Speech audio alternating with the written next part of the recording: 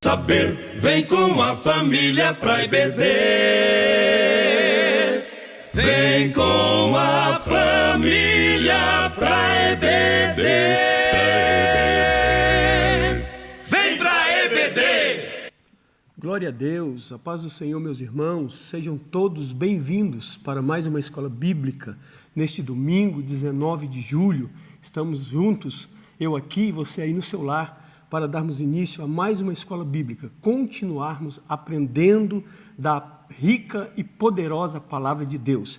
Estamos iniciando mais um trimestre, hoje nós estamos na terceira lição deste trimestre, nós estamos estudando ao longo desses 3 meses que se segue, o livro, ou melhor, o nosso estudo está baseado no livro de Neemias, cujo tema do nosso trimestre são os princípios divinos em tempos de crise. Esta é uma edição especial da CPAD, das nossas lições bíblicas, que foi lançada no ano de 1993 pelo pastor Eurico Bergstein e estamos aí há 27 anos, mas é um tema que vem ao encontro dos tempos que nós estamos vivendo e eu tenho certeza que ao longo dessas 3 lições nós iremos extrair ensinos, princípios poderosos para as nossas vidas, sobretudo para os dias que nós estamos vivendo. Eu quero convidar você que está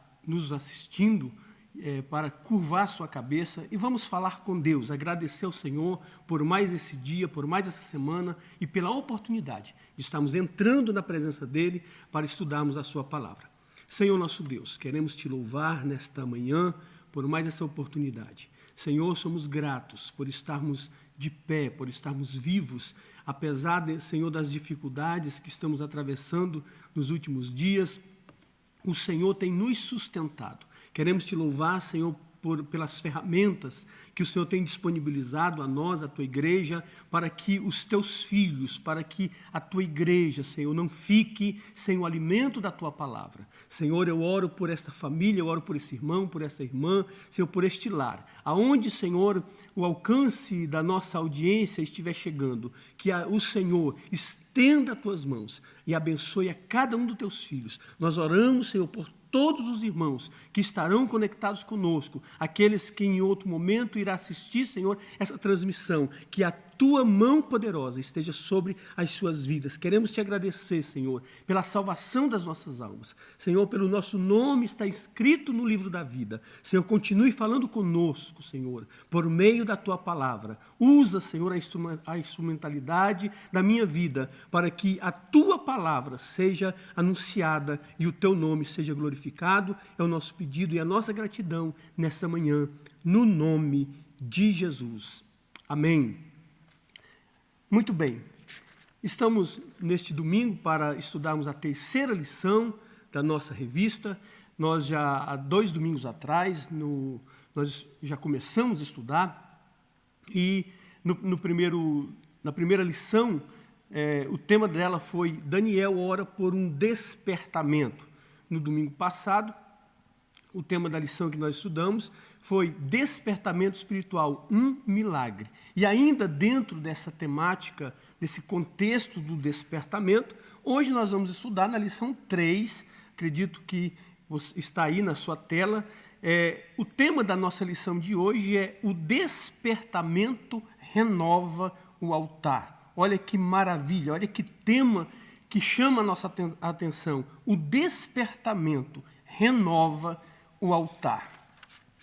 No nosso texto áureo, nós temos aí, está lá em 1 Reis, capítulo 18, e o versículo 30, que nos diz assim: Então Elias disse a todo o povo, chegai-vos a mim.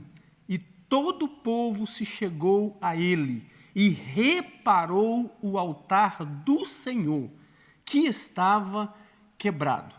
Eu quero chamar a sua atenção para 2 coisas importantes no nosso texto áureo. Primeiro, é que o profeta repara o altar do Senhor. O altar é do Senhor. Segundo, estava quebrado, por isso precisava de reparo. Mas, apesar do altar estar quebrado, ele era do Senhor. O altar aqui não era de Israel, o altar aqui não era do profeta, o altar aqui não era dos sacerdotes, o altar era do Senhor e precisava ser restaurado. Então eu aprendo aqui, meus irmãos, que embora o altar esteja quebrado, o Senhor não descarta o seu altar. Continuando aí, nós temos na nossa verdade prática o seguinte: Satanás jamais derrotará o crente cujo altar é constantemente renovado pelo Senhor. Olha que coisa linda, olha que maravilha. Satanás jamais derrotará o crente cujo altar é constantemente renovado pelo Espírito. Então nós aprendemos aqui que o nosso altar, ele precisa estar pronto. E para que ele esteja sempre pronto, ele precisa de um constante renovo. E esse renovo ele tem que ser diário. Eu até coloquei aqui o seguinte, que o renovo do altar é igual tomar banho. Todos nós tomamos banho diariamente. Pelo menos é assim que eu acredito, né? Que se por algum acaso, por alguma razão, a gente fica impossibilitado de tomar um banho, pelo menos um único banho durante o dia, isso já nos incomoda. É difícil até de dormir se isso não for possível. O renovo do nosso altar, a ideia é que deveria ser assim também. Nós precisamos buscar o renovo, nosso altar precisa estar renovado diariamente, assim como tomar banho deve ser o renovo do nosso altar. Eu me lembro aqui de Lamentações de Jeremias, capítulo 3, eu convido você para acompanhar comigo, Lamentações de Jeremias, capítulo 3, que fala sobre as misericórdias do Senhor. Olha que interessante, versículo 22 e 23 diz assim: as misericórdias do Senhor são as causas de não sermos consumidos, porque as suas misericórdias não têm fim, novas são cada manhã, grande é a tua fidelidade. Então observe que as misericórdias do Senhor, são elas, é por isso que há essa possibilidade do nosso altar ser renovado, porque o Senhor é misericordioso. E sendo um Deus de misericórdia, as suas misericórdias, elas se renovam, elas são novas a cada manhã. A cada manhã, quando a gente acorda, a misericórdia do Senhor se renova na nossa vida. E o profeta aqui reconhece que essa é a razão de não sermos consumidos.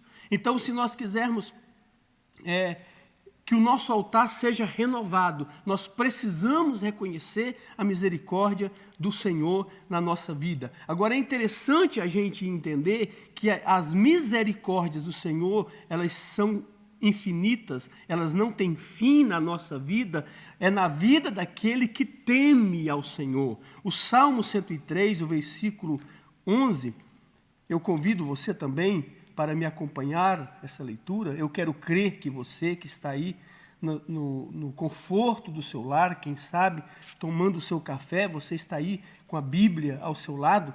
Então abra ela comigo no Salmo 103 e o versículo 11, olha o que diz o versículo 11. Pois quanto o céu está elevado acima da terra, assim é grande a sua misericórdia para com os que o temem. Então, o salmista está dizendo que assim como o céu está distante da terra, assim como não dá para mensurar a distância que tem da terra no céu, assim é a misericórdia do Senhor para os que o temem. Então, veja só, a misericórdia do Senhor, ela não tem limite, não é na vida de qualquer pessoa. A misericórdia do Senhor, ela não tem limite sobre a vida daqueles que temem ao Senhor. Eu me lembro aqui de Sansão, que era um escolhido por Deus, mas a partir do momento que ele começa a brincar com o pecado, a misericórdia do Senhor tem limites. Sansão, ele brinca uma vez, duas, três, quatro, mas na quinta vez o Senhor retira de Sansão a sua misericórdia. Então é importante a gente entender isso, que as misericórdias do Senhor, elas não têm limite sobre a vida daqueles que temem ao Senhor. E é por causa da sua misericórdia que há a possibilidade do nosso altar ser constantemente renovado. E aqui na nossa verdade prática está muito bem claro que o altar que é constantemente renovado, Satanás jamais derrotará a vida desse crente. Que o Senhor Jesus, por meio do seu Espírito, derrame o fogo do seu Espírito sobre a sua vida, sobre a nossa vida, para que o nosso altar seja renovado nessa manhã. Bendito seja o nome do Senhor.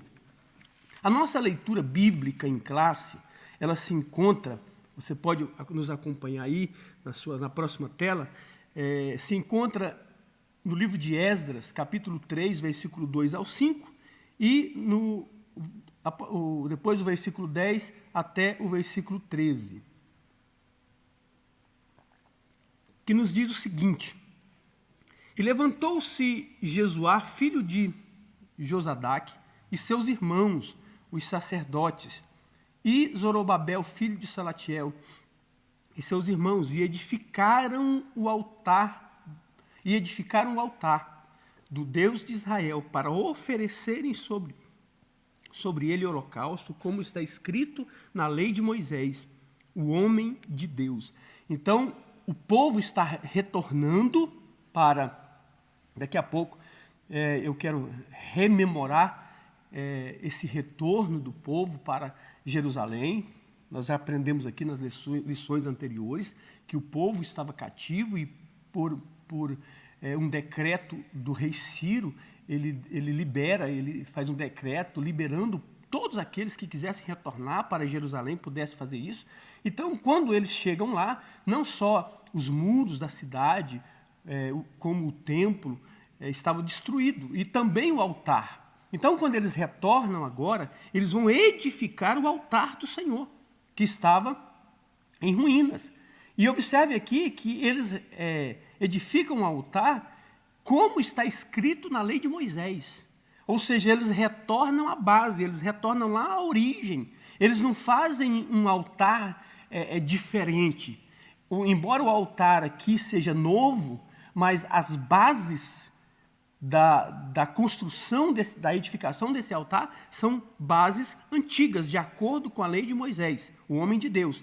E firmaram o altar sobre suas bases, porque o terror estava sobre eles, por causa dos povos das terras, e ofereceram sobre ele holocausto ao Senhor, holocaustos de manhã e de tarde. Olha, interessante aqui que eles retornam para edificar o altar do Senhor, e o texto está dizendo que o terror do povo da terra estava sobre eles, ou seja, eles edificam o altar do Senhor sob medo.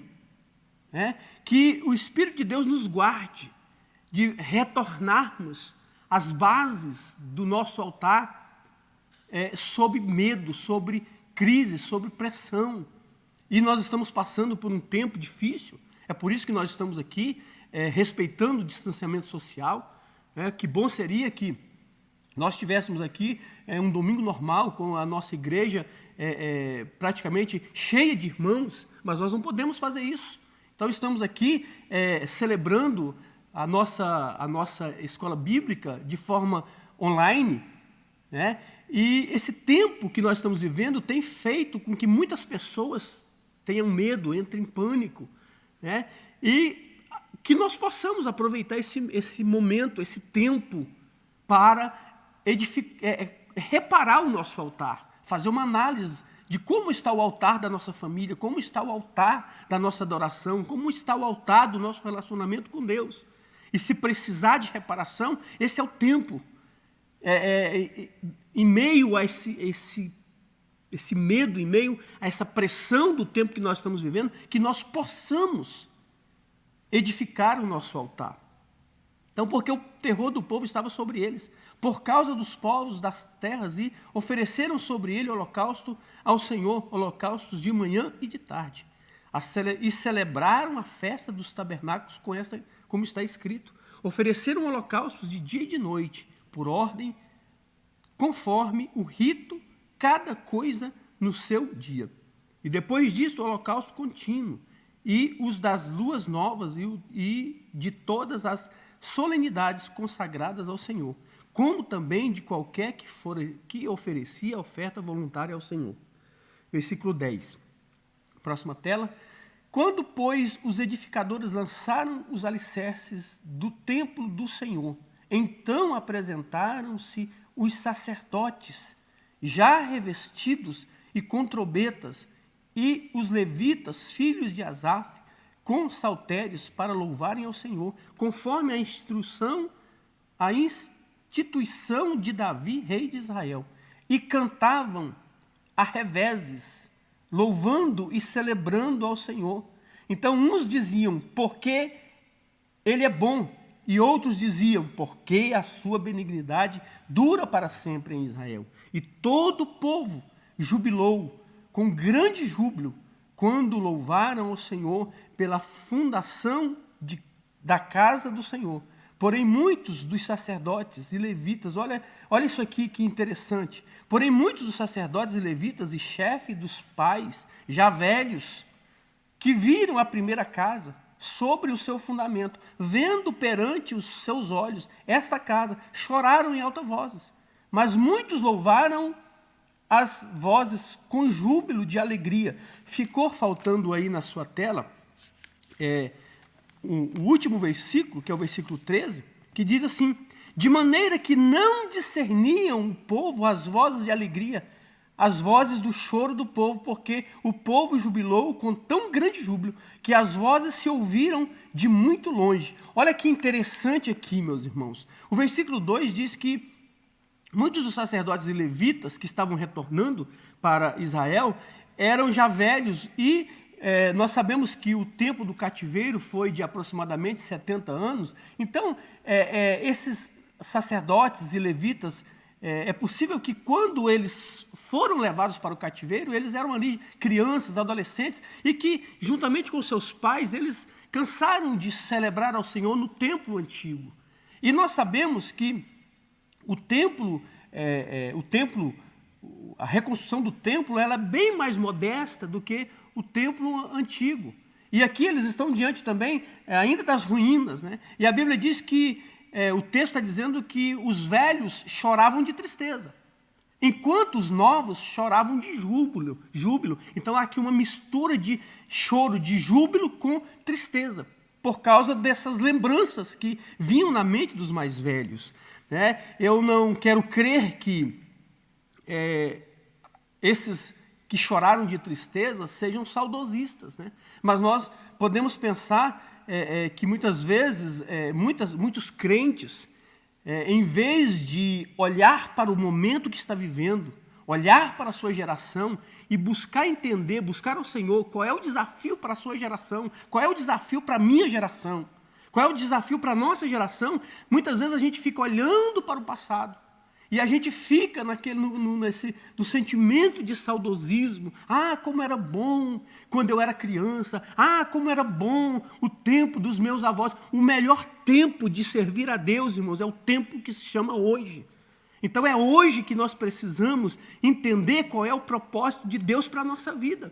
De repente nós estamos aqui como essa geração que voltou do cativeiro e tem um grande desafio diante de si, de reconstruir o templo, reconstruir o altar, trazer de volta o povo a adorar a Deus. Então que nós possamos entender isso e que, quem sabe, esse é o nosso papel, quem sabe não, eu creio, acredito assim, que nós estamos vivendo o tempo de um avivamento que nunca se viu antes na história da igreja, porque nós estamos vivendo o tempo, e eu creio que antes da volta de Jesus, antes do arrebatamento da igreja, a igreja ela passará por um avivamento.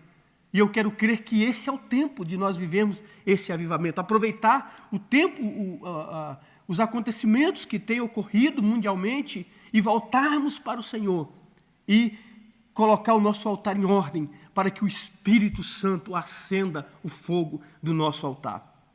Então, aqui há esse misto de tristeza e de alegria, mas é interessante que o versículo 13 diz que o júbilo de alegria ele sobrepujou, ele sobressaiu sobre o júbilo, ou melhor, sobre o choro de tristeza. Que maravilha!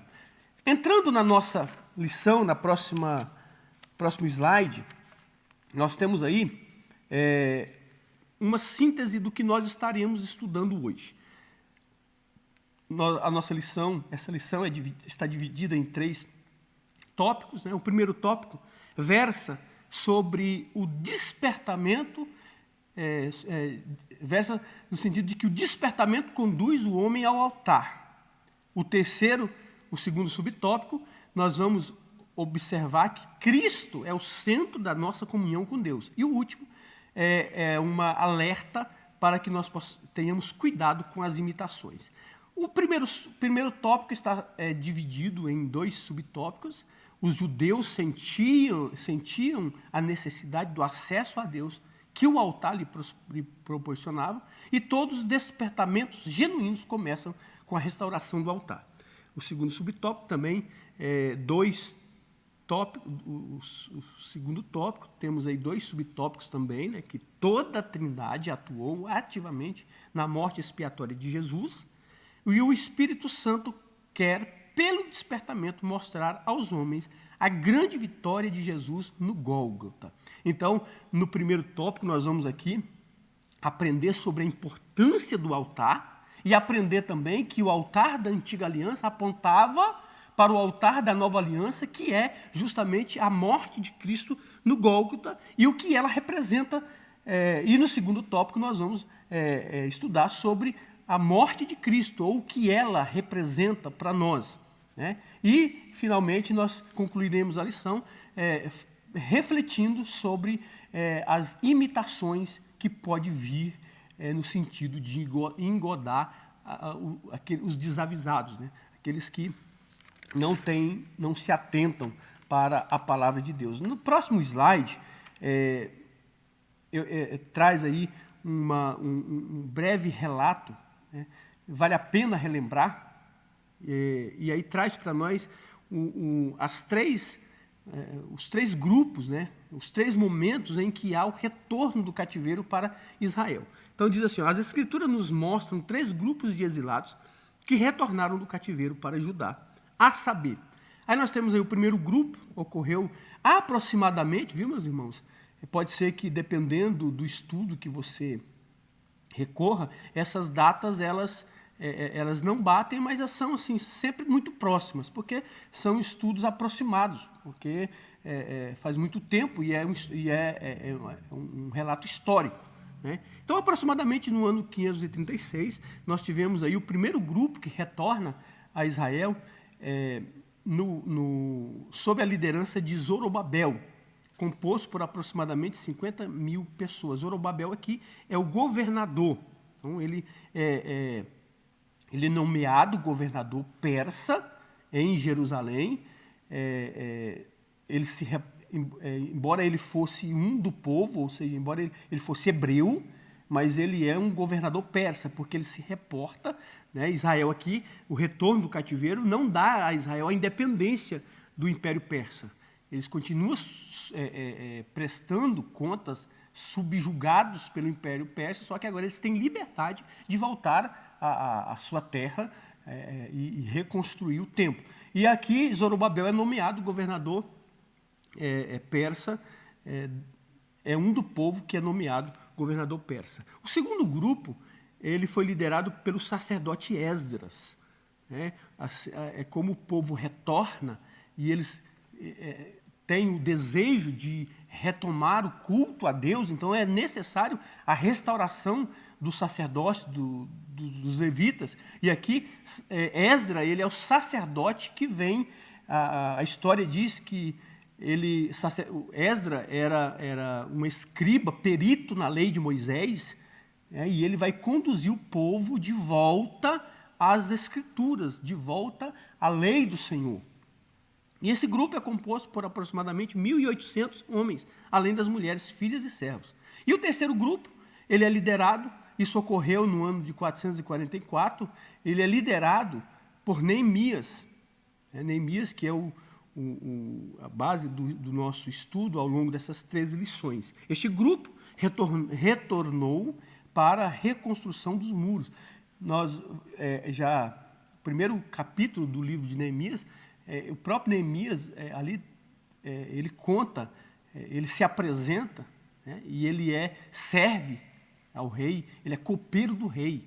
E aí ele, tomando relatos de como estava o povo que havia retornado, ele fica muito triste, porque a cidade ainda estava exposta aos seus inimigos. E aí ele se entristece por causa disso, e aí, por causa disso, o rei libera para que ele retorne para reconstruir os muros de Jerusalém. Ainda, no próximo slide, vale a pena relembrar, nós temos aí os 4 reis, né? Nas 2 primeiras lições, nós estudamos sobre o início do reinado persa, né? Através de Ciro, que foi quem emitiu o decreto para que o povo retornasse. Mas os anos aqui já haviam se passado. Quando Neemias volta, o rei que está governando é Artaxerxes, ou a Bíblia, ele é conhecido como Assuero, o esposo de Ester. Então, no ano de 559, de 559 a 530, nós tivemos aí o retorno de Zorobabel, mediante o rei Ciro. Depois, Dário, após Ciro, Dário, 522 a 586, apoiou a construção do templo de Jerusalém. Depois, entre 486 e 465, nós temos aí o rei Xerxes, que foi o marido de Ester, melhor dizendo, né, é o rei Xerxes, não Artaxerxes é o seu filho, permitiu que os judeus se protegessem contra a tentativa de Amã e eliminá-los. Então, esse fato aqui está registrado no livro de Ester. E depois do seu filho, o rei Artaxerxes, 465 a 424, teve Neemias como seu copeiro e permitiu que ele retornasse. Então, Neemias ele retorna durante o reinado do rei Artaxerxes, né, que já é o 4º monarca aqui após o decreto editado por Ciro. Continuando, então, nós temos aí o primeiro tópico da nossa lição, que é o despertamento conduz o homem ao altar. Por isso que é importante o despertamento. Nós aprendemos aqui que o Senhor despertou Daniel a orar, o despertamento ele se constitui um milagre e o despertamento conduz o homem ao altar. Primeiro subtópico, nós temos o seguinte: os judeus sentiam a necessidade do acesso a Deus que o altar lhe proporcionava. O propósito que traziam no coração ao retornar do cativeiro precisava ser muito firme, porque estavam rodeados de inimigos cruéis. Então, a primeira coisa que eu observo aqui é dessa necessidade. Houve uma necessidade, eles sentiram essa necessidade. Então é importante nós estarmos em contato com a palavra de Deus, meus irmãos, porque a palavra de Deus ela vai despertar em nós as necessidades sobre aquilo que nós precisamos, para que o nosso altar, para que o nosso relacionamento com Deus, ele esteja bem. Então, quando eu tenho contato, quando eu mantenho um constante contato com a palavra de Deus, a leitura da palavra de Deus, mais a oração, vai gerar em mim as necessidades, ou seja, as demandas que são precisas para que o meu relacionamento, para que o nosso relacionamento com Deus, ele esteja bem. Então, o propósito que trazia no coração ao retornar do cativeiro precisava ser muito firme, porque estavam rodeados de inimigos cruéis. Então, queridos, há momentos na nossa vida que nós precisamos ser firmes, determinados naquilo que nós queremos. Isso vale para todas as áreas da vida. Né? Há pessoas que quando quer uma coisa, quando coloca uma coisa na cabeça, vai até o fim daquele objetivo. Isso se tratando de coisas terrenas. Imagina as coisas espirituais, imagina as coisas de Deus. Então, nós precisamos aprender, nós aprendemos aqui no trimestre passado, que a nossa luta não é contra carne nem sangue. A nossa luta são contra os principados, potestades e as hostes espirituais da maldade nos lugares celestiais. Então, o inimigo, o inferno, eles se levanta contra nós, se levanta contra a sua igreja. E nós precisamos entender isso. É por isso que nós precisamos estar firmes, porque nós estamos rodeados de inimigos. Então, a reconstrução do altar do Senhor aqui não foi fácil, porque o inimigo levantou pessoas para se opor. Mas a Bíblia diz que eles estavam firmes, eles não desistiram do propósito, e Deus os abençoou, e eles conseguiram ser vitoriosos. Então, você precisa estar firme, sobretudo nesse tempo que nós estamos vivendo, tempo de medo, de caos, de perda, de privação. Nós precisamos permanecer firmes, ainda que nós não entendamos o momento, esse tempo, mas nós não podemos permitir que um momento tire de nós, ou nos afaste de um propósito maior, que sabemos que Deus está no controle de todas as coisas, e há um propósito maior para todas as coisas que está acontecendo. A própria palavra de Deus diz que todas as coisas cooperam para o bem daqueles que amam ao Senhor. No próximo slide, nós temos, ainda nesse slide, nós temos aí o seguinte: o terror estava sobre eles por causa dos povos da terra. Esdras 3:3. Então, perceba que quando eles são tirados, eles são levados cativos por Nabucodonosor, naquele tempo eles tinham uma estratégia muito peculiar, que eles tiravam, eles pegavam os povos que eles tornavam cativo, aqueles que serviam tinha mão de obra,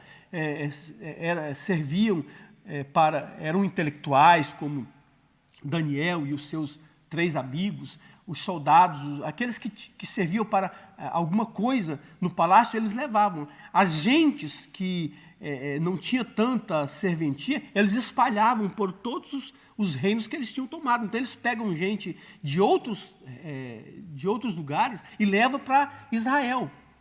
E mistura com os remanescentes que haviam ficado ali. Então esses povos se fortalecem. Então quando eles estão voltando para retomar a sua terra, esse povo, eles vão fazer de tudo, e usado pelo inimigo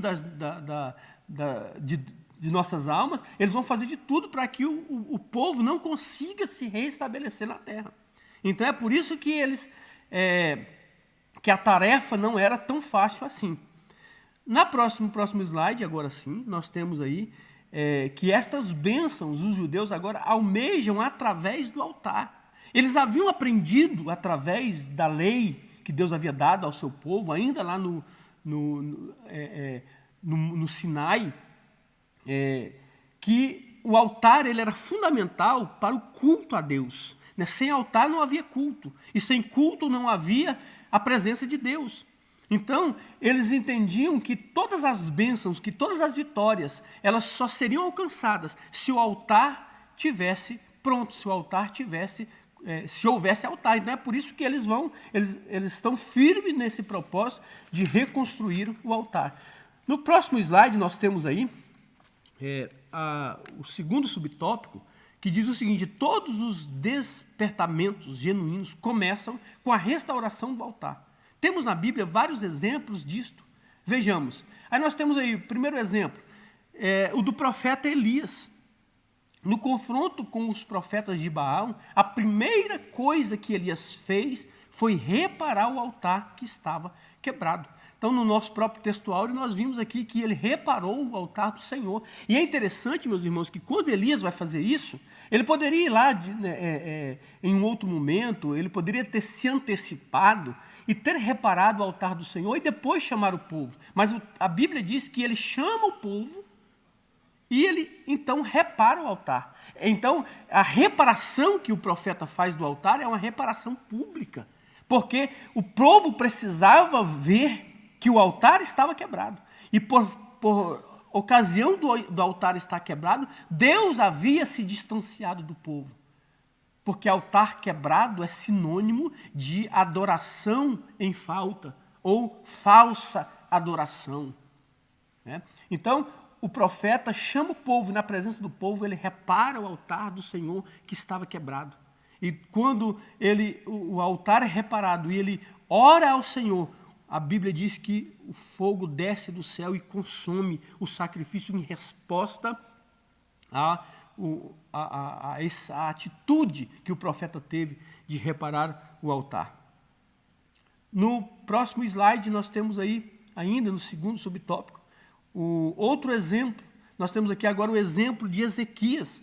Quando ele assume o trono, o templo estava em ruína, o povo havia deixado de adorar, o sacerdócio, o ministério levítico e sacerdotal estava em decadência. E a primeira coisa que Ezequias faz, quando ele assume o trono, Ezequias, que é filho de Acaz, que foi mau aos olhos do Senhor, mas Ezequias, ele resolve fazer o contrário do seu pai, e a primeira coisa que ele faz, quando ele assume o trono, é restaurar o ministério levítico, porque o ministério levítico era quem oficiava os sacrifícios.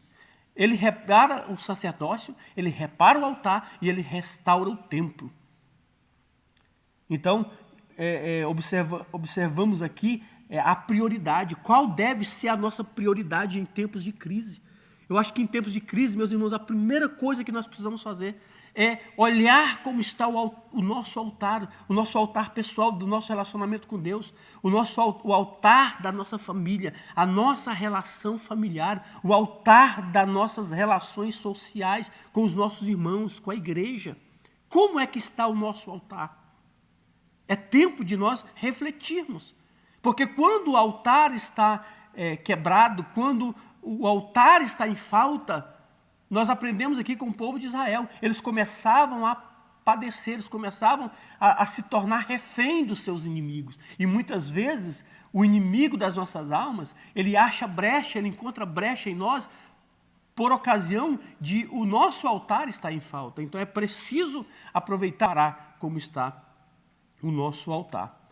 Eu me lembro também, não está aqui no texto, mas eu me lembro do rei Davi. Quando Davi ele é aclamado rei em todo Israel, primeiro ele é aclamado rei em Judá, e por 7 anos ele é rei só de Judá, e depois ele é aclamado rei em todo Israel. E quando ele é aclamado rei em todo Israel, a primeira coisa que Davi faz é buscar a arca de volta. Ele não se conforma.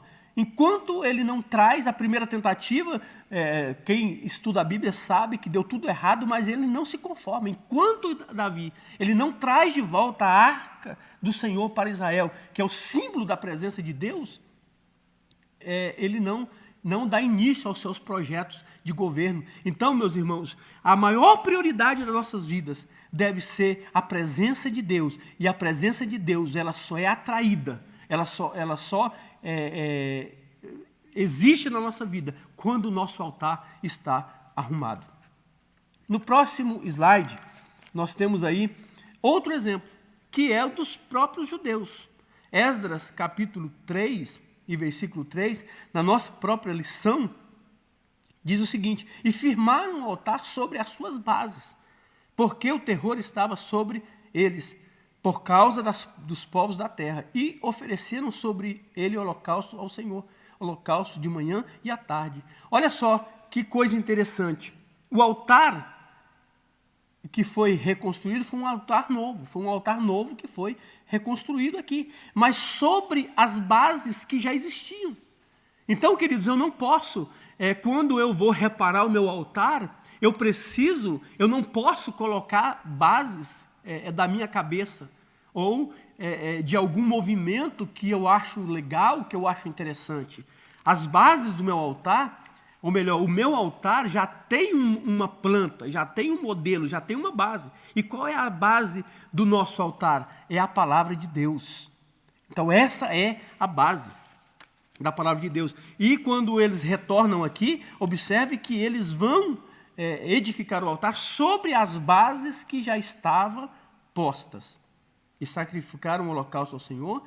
A alegria foi grande entre os judeus. O culto a Deus havia recomeçado. Então, meus irmãos, quando o altar é reparado e nós oferecemos culto ao Senhor, o Espírito de Deus, ele se alegra e ele traz, porque é o Espírito Santo que testifica no nosso espírito a presença de Deus, e nós então podemos desfrutar da presença de Deus. Que o Espírito Santo nessa manhã nos incomode, que o Espírito Santo de Deus nos faça olhar para nós mesmos, fazer um olhar introspectivo de como está o nosso altar.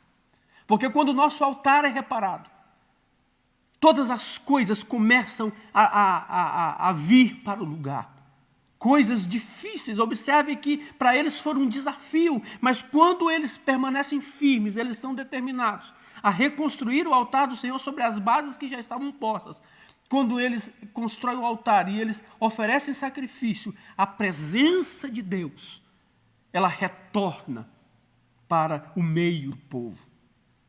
No próximo slide nós temos aí o seguinte: o altar dos holocaustos indica o caminho de salvação para o pecador. Então nós precisamos aprender que na antiga aliança,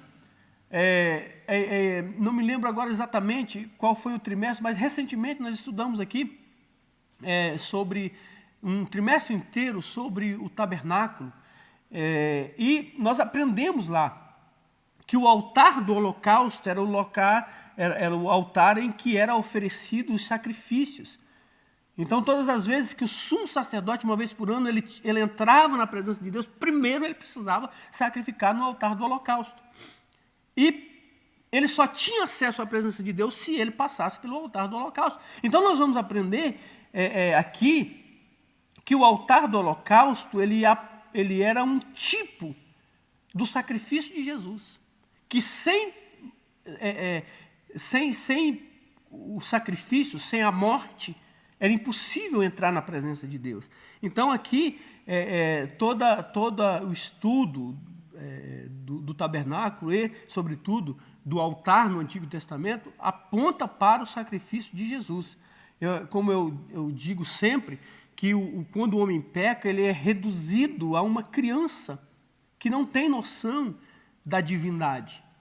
E aí, Deus ele vai educar essa criança, alfabetizar essa criança na sua palavra, para que chegue um tempo que ele não precise mais de objetos para entender o que Deus está falando com ele.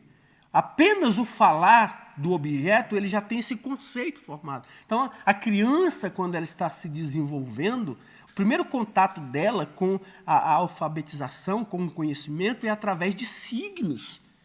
O que são os signos na pedagogia? São símbolos. Então, por exemplo, quando você vai ensinar a criança a escrever a palavra tijolo, você mostra a figura do tijolo. Quando você vai ensinar a criança a ler a palavra casa, você mostra a figura da casa. Então, são signos. Então, o primeiro contato com o conhecimento é através de signo. Vai chegar um momento que a criança ela vai passar por uma fase chamada formação de conceitos. Então, ela já consegue internalizar aqueles conceitos. Então, quando a professora fala casa, ela não precisa mais mostrar a figura da casa, porque essa criança já internalizou esse conceito. E ela consegue entender que existe vários tipos de casa. Existe casa que os homens moram, existe a casa do João de Barro. Então, quando fala casa, ela já conseguiu conceituar. Então, o processo da velha aliança era essa criança que precisava de objetos, porque ela só ia entender através de signo. Na nova aliança, quando falamos de sacrifício, nós entendemos que os sacrifícios do Antigo Testamento apontavam para um sacrifício maior e que agora eu não preciso mais de objetos, eu não preciso mais de signos, porque eu amadureci espiritualmente e eu consigo internalizar o conceito e o significado e o sentido dos sacrifícios. Então, os sacrifícios do Antigo Testamento, ele eram esse tipo de signos, de objetos que apontavam para um sacrifício maior, que era o sacrifício de Jesus.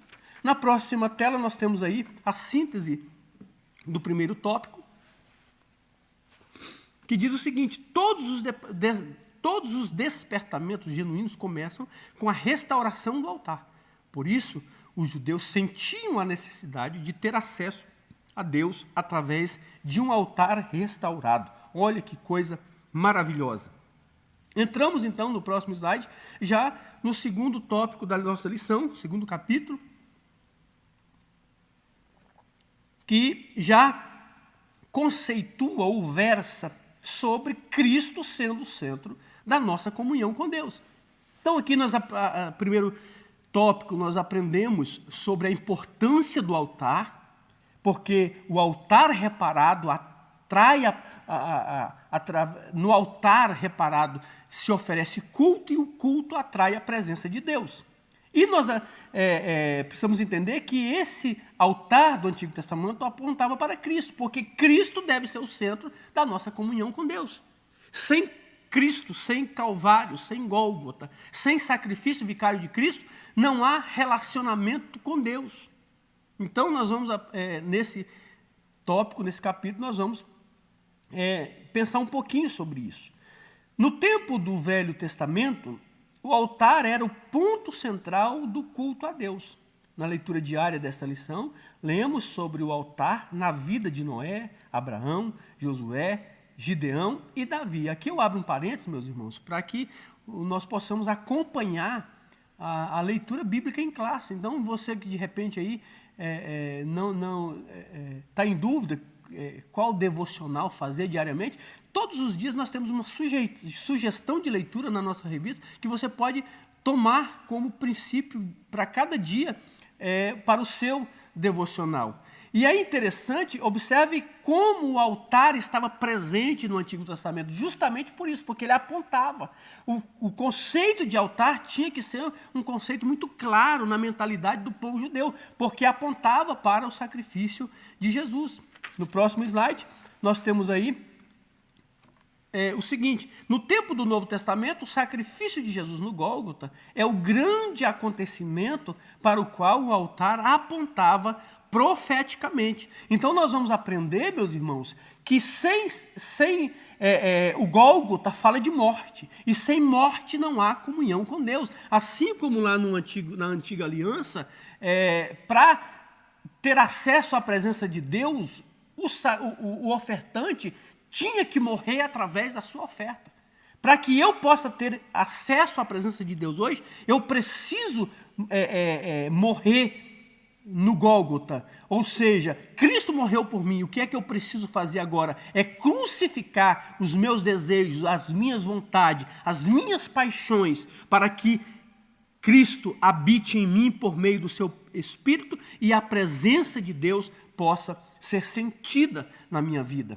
Aí alguém diz assim: mas é muito difícil abrir mão dos desejos, das vontades. Eu sei que não é fácil, mas nós temos um agente que nos ajuda a fazer isso, que é o Espírito Santo de Deus. Quando nós aceitamos a Jesus, isso nós precisamos entender, que quando eu aceito a Jesus, o Espírito Santo vem morar na minha vida. E ele começa em mim um processo chamado regeneração. O novo nascimento, ele traz esse processo chamado regeneração. O que é a regeneração? É o nascimento de uma nova natureza, e por meio dessa nova natureza eu consigo renunciar os meus desejos e as minhas vontades. Isso é fundamental. Nós precisamos ter consciência disso. O Espírito de Deus, ele precisa nos convencer que nós não precisamos sacrificar, dar a nossa vida, porque Cristo deu a sua vida. O que o Evangelho requer de nós é que nós sacrificamos os nossos desejos e as nossas vontades, para que a vontade de Deus, a vontade do Espírito de Deus, ela possa reger a nossa vida. No próximo slide nós temos aí o seguinte, tudo isto porque Jesus, pela sua morte expiatória, ganhou a redenção para todo o mundo. João, Evangelho de Jesus segundo João, capítulo 19, versículo 30, nós temos aí o brado de Jesus, e interessante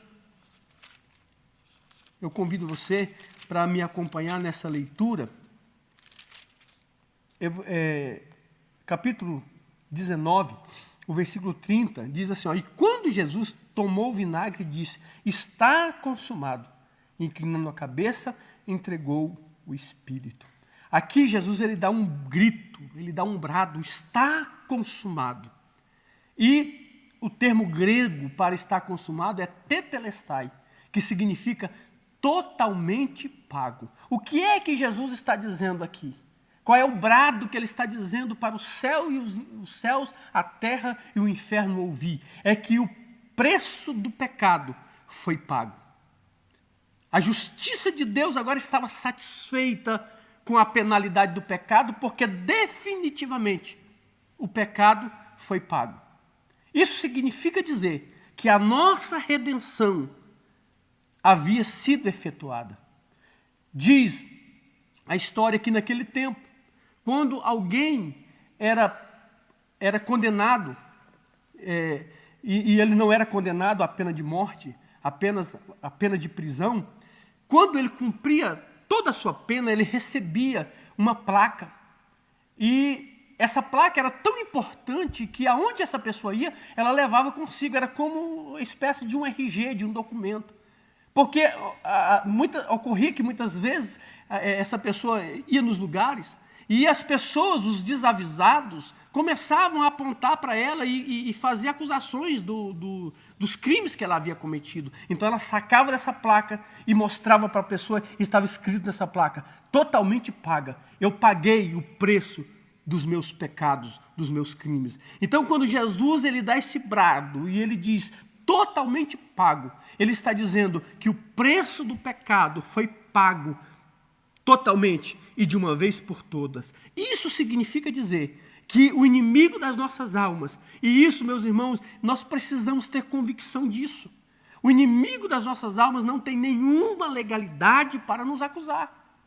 E aqueles que ainda não conheceram o Evangelho, o pecado deles também foi pago? Sim, foi pago. O que falta a eles é reconhecer, é ter conhecimento disso. É por isso que a pregação do Evangelho é tão importante. O Evangelho vai mostrar para essas pessoas que elas estão presas, elas estão cativos, mas o preço do seu pecado, há uma carta de alforria que ela precisa tomar posse para ela se libertar dos seus pecados.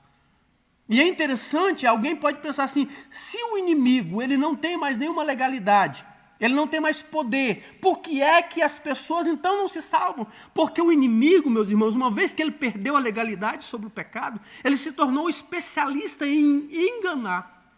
Então o inimigo, ele mantém as pessoas cativas hoje através do engano. E muitas pessoas são convencidas de que realmente não tem jeito para elas. Mas o Evangelho de Jesus Cristo, a pregação do Evangelho, é por isso que o Evangelho precisa ser pregado, como diz o apóstolo Paulo, em tempo e em fora de tempo. Quando o Evangelho é anunciado, as cadeias mentais são postas por terra e a pessoa então pode ser liberta e aceitar a Jesus como o único e salvador da sua alma. No próximo slide, nós temos aí o seguinte, toda a Trindade atuou ativamente na morte expiatória de Jesus. Eu vou correr porque nós já estamos aqui indo para uma hora de transmissão e eu não quero ser cansativo aos irmãos. Então, o Pai Celestial, nós temos aí então que antes da fundação do mundo, o Pai planejou a obra redentora com o sacrifício de seu Filho. Na consumação dos séculos, enviou o seu Filho. Então, quem é que projeta a obra da salvação? O Pai. Antes da fundação do mundo, ele projeta a obra da salvação. Cristo, o Filho de Deus, entregou a si mesmo em oferta e sacrifício. Ele levou os nossos pecados sobre o madeiro. Então o Pai planeja, projeta, o Filho voluntariamente oferece o sacrifício e o Espírito Santo ajudou o Filho a vencer todos os obstáculos. Então o Espírito Santo, além de ajudar o Filho, ele mantém a obra da salvação. Porque veja só, a nossa redenção foi efetuada, o preço foi pago, mas nós ainda estamos nesse mundo, estamos sujeitos ao pecado. Então imagine uma dívida que alguém tem e que essa dívida é impagável. E por ser impagável, ela torna-se refém desse credor. Só que aparece alguém e paga essa dívida. E por ter a dívida paga, essa pessoa, ela então é liberta. Só que, observe, se essa pessoa que foi liberta porque teve a sua dívida paga, se ela não tiver condições de se manter a partir de agora, qual é a tendência natural? É, com o passar do tempo, ela tornar serva do credor novamente, porque ela vai contrair novas dívidas. O Espírito Santo, ele atua justamente no sentido de dar a condição dessa pessoa que teve a sua dívida impagável paga. O Espírito Santo agora dá a condição para ela, para que ela possa se manter de forma que ela não contraia mais dívidas no sentido de se tornar escravo novamente. Ou seja, o Espírito Santo torna essa pessoa independente do seu credor. E é justamente isso que a obra da redenção e o Espírito Santo faz em nós. A redenção nos libertou do cativeiro do pecado. E o Espírito Santo nos mantém independentes do pecado. Olha que coisa maravilhosa, olha que coisa grandiosa. É por isso que o crente, ele consegue manter-se de pé. Porque ele é bom? Não, por causa da misericórdia e da graça do Senhor, que mantém-o de pé. Então, meu irmão, mantenha-se firme, de pé. Porque a obra do Espírito de Deus na sua vida, ela te capacita a isso. Lucas capítulo 1, anote aí, depois você leia. É interessante que Lucas capítulo 1 vai falar da dependência de Jesus. Então, para vencer o pecado, para não voltar mais para ser escravo do pecado, é importante o que Jesus nos ensina. Vamos ler rapidamente Lucas capítulo 1. Eu acho maravilhoso isso, meus irmãos, porque Jesus sendo Deus, lá em Filipenses capítulo 2, versículos 6 e 7, abra também Filipenses, vamos fazer o comparativo desses dois textos. Em Filipenses, o apóstolo Paulo, ele chama a nossa atenção.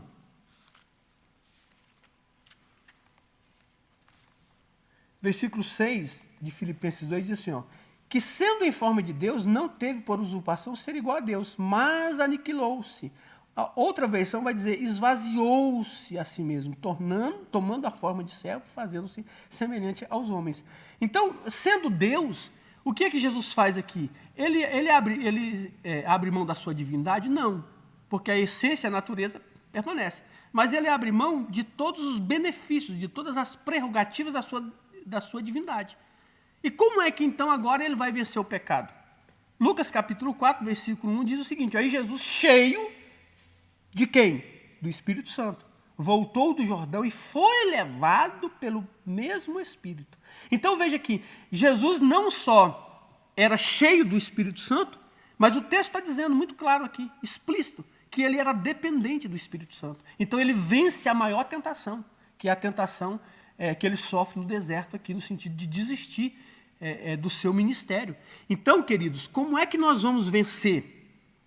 Através do Espírito Santo. Então, nós precisamos ser cheios do Espírito Santo, mas viver na dependência do Espírito Santo. Então, quando Jesus vence aqui, ele não vence porque ele era divino. Ele vence porque ele se tornou dependente do Espírito Santo. E isso ele fez propositadamente, mostrando para nós que quando nós nos submetemos inteiramente à ação do Espírito Santo na nossa vida, nós nos tornamos vitoriosos. Não há investida do inferno contra a sua vida, se você se tornar dependente do Espírito de Deus. Bendito seja o nome do Senhor. No próximo slide, nós temos aí o segundo subtópico, o Espírito Santo quer pelo despertamento mostrar aos homens a grande vitória de Jesus no Gólgota. Então, nós temos lá a referência bíblica, aí no slide mesmo, de Colossenses 2:15, que diz o seguinte, despojando os principados e potestades, os expôs publicamente e deles triunfou em si mesmo. Olha que coisa maravilhosa. Primeiro, há duas coisas que eu quero chamar a sua atenção aqui nesse texto. Primeiro, é que Jesus, na morte, a sua morte no Calvário, despojou o inimigo. O que era despojar? Naquele tempo, quando os reis saíam para a guerra, a primeira coisa que eles faziam era despojar o seu inimigo. Eles despojavam o seu inimigo de quê? Do seu poder, da sua força e também dos seus bens, mas principalmente do seu poder e da sua força. Então a morte de Cristo aqui despojou o inimigo do seu poder e da sua força. E expôs publicamente. Então a primeira coisa que o rei fazia, o exército fazia com o inimigo, era despojar do seu poderio, da sua força e dos seus bens. E agora eles pegavam esse rei vassalo, esse rei que havia sido derrotado, aprisionava ele. E quando eles estavam próximos da cidade, eles despiam, tiravam as vestes desse rei, colocavam em uma carruagem e andavam por toda a cidade. O povo da cidade, as mulheres, as crianças, os velhos, esperavam agora o exército de volta e eles iam para as ruas para ver o inimigo derrotado. Então esse inimigo, esse rei vassalo que havia sido derrotado, ele é exposto por toda a cidade agora, despido, nu.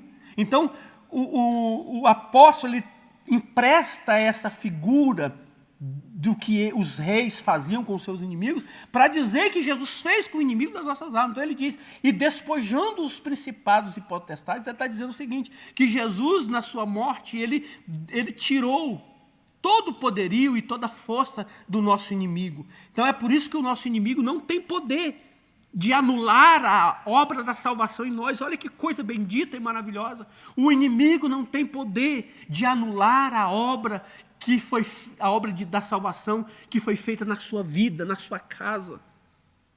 Aqui eu abro um parênteses para você, meu irmão, minha irmã, que de repente perdeu um filho, uma filha, o esposo, a esposa, para o mundo. Não abra mão dele, porque o inimigo não tem poder de anular a obra da salvação na vida dele. Tome posse disso. O que é que o inimigo faz? O inimigo tenta enganar essa pessoa. Mas se você adotá-lo na oração e dizer, Senhor, eu não abro mão do meu marido, eu não abro mão da minha esposa, eu não abro mão dos meus filhos, eu não tenho dúvidas que Satanás não resistirá e terá de devolver o teu filho, a tua esposa, o teu marido para os pés do Senhor. Bendito seja o nome do Senhor. Então, Jesus expôs publicamente o inimigo das nossas almas, a vergonha. No próximo slide, nós temos aí a ação do Espírito Santo. O Espírito Santo quer, pelo despertamento, mostrar aos homens a grande vitória de Jesus no Gólgota. Então, a primeira coisa que o Espírito faz, ele revela, iluminando os nossos olhos, iluminando os olhos do nosso entendimento, para que saibamos a grandeza do seu poder sobre nós, que manifestou em Cristo ressuscitando dos mortos. Então, queridos, qual é a ação do Espírito Santo? Dentre elas, qual é a ação que ele faz na nossa vida? Abrir o nosso entendimento, jogar luz no nosso entendimento sobre o Evangelho, sobre a palavra, para que nós possamos se apoderar das promessas da salvação. Então, que o Espírito Santo jogue luz no seu entendimento, para que você tire toda dúvida, tire toda confusão, em nome de Jesus, que o Espírito Santo de Deus tire toda a confusão da sua mente e joga luz sobre a verdade do Evangelho, para que você se apodere dos benefícios, das riquezas da salvação. O Espírito Santo também, ele ensina. João capítulo 14, versículo 26, diz que o outro Consolador que o Pai haveria de enviar, Jesus confortando os seus discípulos, ele disse que o outro Consolador que o Pai haveria de enviar a eles, ele os ensinaria de tudo quanto Jesus havia dito. Então, o melhor mestre, o melhor professor da palavra de Deus chama-se Espírito Santo. Você pode ter todos os cursos, você pode ter todos os diplomas, mas se você não tiver a presença do Espírito Santo na sua vida, isso não passa de lata vazia. Não estou aqui desmerecendo os cursos, porque eu sou formado também, Mas eu estou dizendo que nada disso vale se a presença do Espírito Santo não estiver na nossa vida, porque Ele é o maior professor que existe. No próximo slide, nós temos ainda a ação do Espírito Santo. O Espírito Santo explica o verdadeiro significado da morte de Jesus na cruz sobre o infinito alcance do brado está consumado. E ainda, o Espírito Santo penetra todas as coisas. Quando o Espírito Santo ilumina o painel da nossa consciência, sentimos o grande peso dos nossos pecados. Então, o Espírito Santo faz isso. Ele ilumina a nossa mente. Imagina hoje existem os painéis de LED, né? Então, para que esse painel funcione, todas as luzinhas lá precisam estar funcionando. Então, o Espírito Santo ele ativa o painel da nossa consciência com todas as luzes funcionando, jogando luz em todos os porões, em todos os cantinhos escondidos da nossa mente. Então, quando nós somos conscientizados de quem somos, nós sentimos o peso do nosso pecado. Mas aí já há um grito de desespero, mas já há um eco de esperança. O apóstolo Paulo ele faz isso no capítulo 7 de Romanos. Quando ele começa a olhar para o poderio do pecado, mesmo ele tendo consciência do bem, ele não tinha condições de fazer, porque quem regia sobre a sua vida era a natureza do pecado. Mas quando ele conhece o Evangelho, o Espírito Santo vem habitar. Então ele termina o capítulo 7 dizendo, desgraçado homem que sou, quem me livrará do corpo dessa morte ou da condenação do pecado? Aí ele dá um brado de vitória a partir do capítulo 8, quando ele diz, mas graças a Deus que nos dá a vitória por nosso Senhor Jesus Cristo. E aí no capítulo 8 ele começa a falar da ação do Espírito Santo, que vai então dar condição para esse homem que reconheceu o seu pecado, mas que não tem condições de servir a Deus. Então o Espírito Santo agora vai criar nesse homem uma nova natureza. Agora o pendor do Espírito agora vai colocar esse homem, vai direcionar esse homem para a vida, para a verdade. Então a ação do Espírito Santo ela é maravilhosa. No próximo slide, nós temos aí a síntese do tópico 2, que diz o seguinte: no Novo Testamento, Cristo tornou-se o centro da nossa comunhão. O centro da nossa comunhão com Deus através da sua morte expiatória, trazendo redenção a todos os homens. Não temos mais o altar como nosso ponto central de culto a Deus, como no Antigo Testamento. Então, veja só, no Antigo Testamento o altar era uma peça. Agora, o altar da nossa adoração no Novo Testamento, ele é a ação do Espírito Santo, é o nosso culto. Lá em Romanos capítulo 12, versículo 1, diz que eu sou a oferta, então eu sou o altar e eu sou a oferta que me ofereço a Deus. Então, o meu corpo é o altar e as minhas vontades, os meus desejos, é aquilo que eu ofereço para Deus, para que Deus possa pegar todos os meus desejos, as minhas vontades, amassar como lixo, jogar fora. E agora quem vai prevalecer sobre a minha vida é o desejo e a vontade do Espírito de Deus. O último capítulo, tópico, chama a nossa atenção para o cuidado que nós devemos ter com as imitações. Nem todos os despertamentos de hoje têm as características de um verdadeiro despertamento. Já no tempo do apóstolo havia movimentos, as quais têm, na verdade, alguma aparência de sabedoria, em devoção voluntária, humildade e em disciplina do corpo, mas não são de valor algum senão para a satisfação da carne. Então, o apóstolo Paulo ele já chamava atenção para pseudos movimentos, né? O pastor Eurico Bergsten, há 27 anos atrás, ele já chamava a nossa atenção para esses pseudos movimentos. No próximo slide,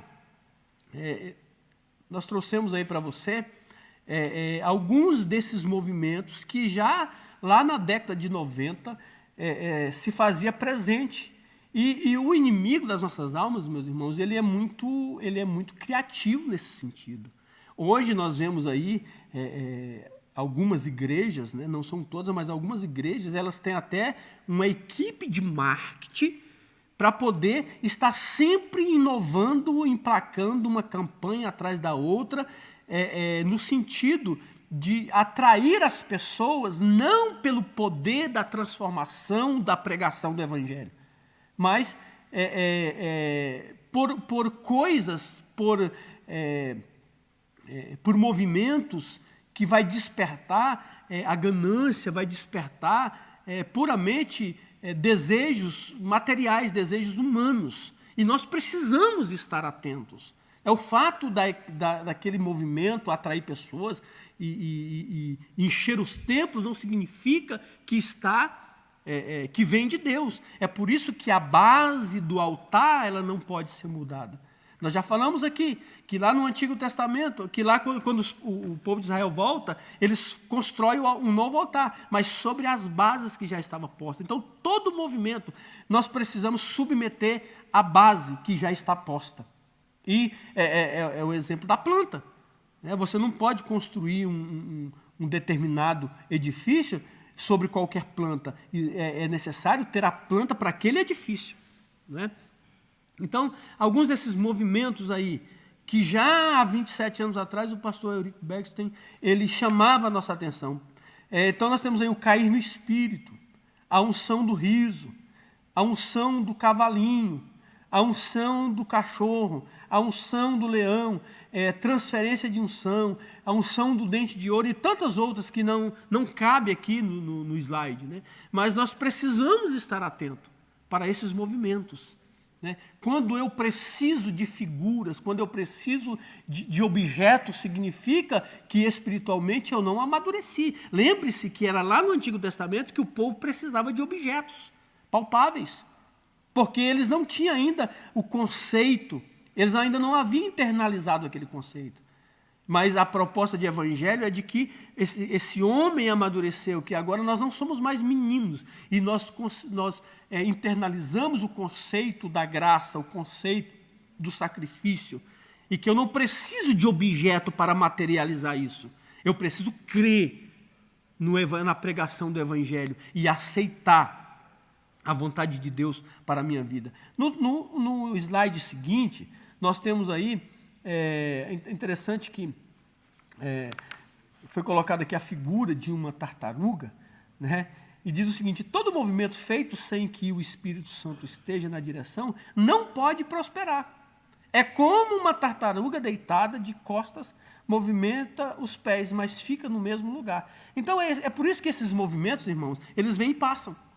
E já surgiram tantos e passaram. Então, eles vão se enumerando. Nós poderíamos enumerar aqui vários. Por que eles existem vários? Porque não vem de Deus. Então, eles vêm e passam. Aí, para manter aquele povo cativo que foi atraído por causa do movimento, é preciso um novo movimento. Então, é por isso que cada dia essas pseudos-igrejas, elas vão se reinventando nesses movimentos para poder segurar essas pessoas que foram atraídas por um movimento que já caiu no desuso. Mas o Evangelho, a palavra de Deus, ela mantém o crente firme, sem esses aparatos. No próximo slide, nós temos aí já, encerrando a nossa lição, a síntese do tópico 3, que versa o seguinte: o estudo sistemático da Bíblia é necessário para identificar os movimentos que não têm características no verdadeiro despertamento espiritual. Então, olha que coisa interessante. Como é que eu vou identificar um movimento que não é verdadeiro? Porque ele tem cara de verdade, meus irmãos. Eu costumo dizer que o veneno, ninguém bebe um veneno. Quando alguém vai envenenar outro, ela não pega lá o frasco do veneno e diz: olha, tome esse frasco de veneno. O que ela faz? Ela pega uma gotinha daquele veneno e coloca num copo de água potável. Então eu olho para a água e digo: é água? O frasco é de água, o rótulo é de água, a água é potável. Só que o veneno está disfarçado ali no meio. Então, o inimigo das nossas almas, ele é inteligente, ele é estrategista. Então, esses movimentos, quando surgem, eles vêm num invólucro, eles vêm num embrulho que parece ser benéfico, parece ser atrativo, agradável. Só que a síntese do tópico chama a nossa atenção aqui para o estudo sistemático da Bíblia. Porque através do estudo sistemático da Bíblia, o Espírito de Deus não vai permitir que nós sejamos enganados. E nós concluímos a lição de hoje com o seguinte: o verdadeiro despertamento conduz o homem ao altar. Na nova aliança, Cristo tornou-se o centro da nossa adoração. O estudo sistemático da palavra de Deus, através da iluminação do Espírito Santo, é imprescindível para que o crente não seja engodado por pseudos movimentos pentecostais. Que os nossos olhos estejam em Cristo, o autor e consumador da nossa fé. Meus irmãos, chegamos ao final de mais uma lição. O desejo do meu coração é que o Espírito de Deus continue lhe convencendo por meio da palavra de Deus. Que Deus abençoe a sua família, que Deus abençoe a sua casa, que Deus cure as suas emoções e a sua alma. Antes de orar para encerrar, eu quero mais uma vez aqui agradecer o nosso superintendente, pastor Mário, nosso pastor Jairo, pela oportunidade. Quero pedir a você que está nos acompanhando, você que nos acompanhou até agora, vai ali embaixo do vídeo e dá um joinha. Tá? Se você confere, se você não foi inscrito, se inscreva, está lá do lado lá, se inscrever. Se não estiver inscrito, tiver se inscrever, clique lá, se inscreva.